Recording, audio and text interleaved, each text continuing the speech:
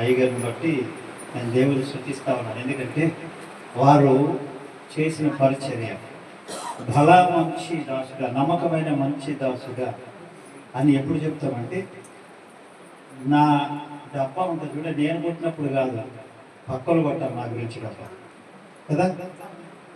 వాళ్ళు చేసిన పని కానీ పరిచర్య కానీ, సో వాళ్ళు చేసిన పని కానీ పరిచర్య కానీ, ఆ ఫ్రూట్ వచ్చినప్పుడు, విత్తనము వచ్చినప్పుడు ఆ మొక్కను చూసిన తర్వాత సంతోషం ఉంటుంది కదా.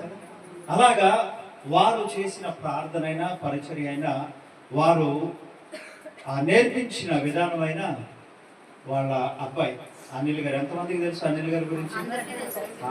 ఆయన చాలా చమత్కారి అమెరికా దేశంలో. ఇక పాస్ గా ఉంటారో మాకు తెలియదు అని, కానీ ఆయన వచ్చాడు అంటే అందరూ కడుపు నవ్వి వెళ్తారు అందరూ. నేను చెప్తా ఏంటంటే, ఇంటికి వెళ్ళి మీ నాన్నగారికి మీ అమ్మగారికి చెప్తాను అనివ్వండి ఇంతకుముందు, కానీ ఆయన కలిసిన తర్వాత ఇప్పుడు అది కూడా చెప్పడం మానేశారు. ఇప్పుడు ఏం చెప్తానంటే, మీ అమ్మగారితో చెప్తాను, నీ గురించి మీ నాన్నగారి గురించే చెప్తాను. చాలా మంచివారు వాళ్ళు కదండి. చాలా సంతోషం. భక్తితో, దేవుడంటే భయంతో, చాలా మారుమూల గ్రామాలు కదండి. ఇలాంటి ప్రదేశంలో నుంచి అమెరికా దేశానికి వచ్చి సాధారణంగా పిల్లలను చూస్తాం మేము. చాలామంది గ్రాడ్యుయేట్ స్టూడెంట్స్ని చూస్తాం.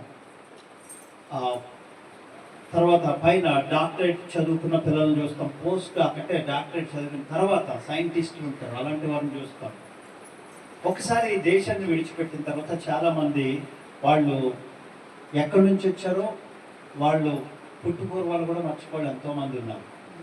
కానీ అనేది చాలా మంచి పిల్లలు, భక్తిగా చాలా దూరం మేమున్న అతను చదువుతున్న కాలేజ్ దగ్గర నుంచి మేమున్న మందిరం ఇక్కడ ఉండదు. మీరు చక్కగా 2 అడుగులు అయితే ఇంటికి వెళ్ళిపోతాం, లేకపోతే ఒక సైకిల్ దొక్కితే పక్కకి వెళ్ళిపోతాం, అలా ఉండదు. అతను మా దగ్గరికి రావాలంటే 5 గంటలు బస్సు ఎక్కాల.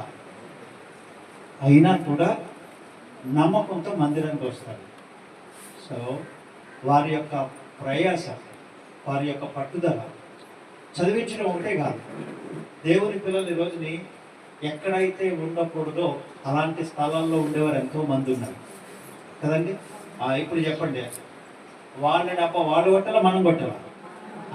అది దేవుడికి ఒకసారి గట్టిగా చప్పట్లు కొడుతుంది.